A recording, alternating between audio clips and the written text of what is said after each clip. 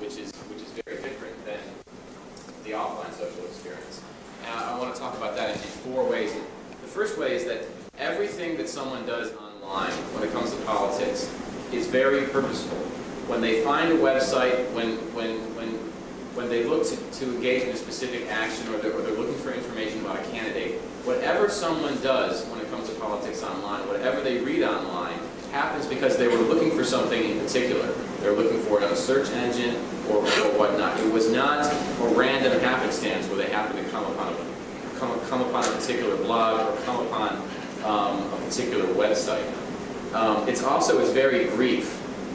And whatever you're doing, you can't ramble about into several different areas at once. It has to be on the point of exactly what that person's looking for, or they're not going to stay at your website. This is just because of the overall nature of the internet, which is very interactive and it's very user dominant, where they can control what they're looking for. And the second one is it's generally very untrustworthy. And what I mean by that is that people don't trust you right away.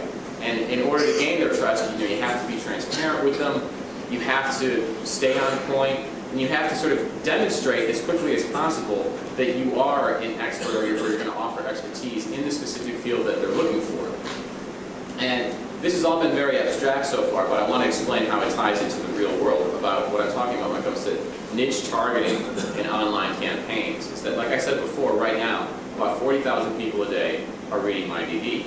But there's a blog in Philadelphia called Young Philly Politics where about 700 or 750 people read it a day.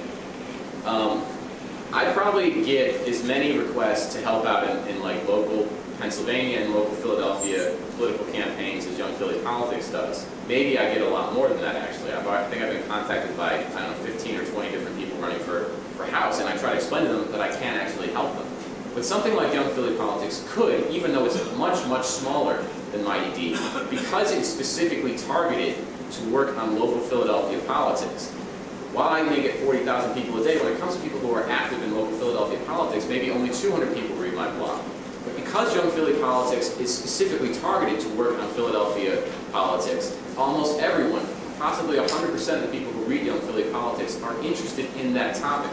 It's all about the specific targeting online in order to get everyone in one place. And it's even worse than that. Like if you went to an even bigger blog than mine, such as Atrios or Daily Kos, where you're dealing with 2 or 3 or 500,000 people a day reading it, you might have more people from Philadelphia reading those blogs than reading Young Philly Politics.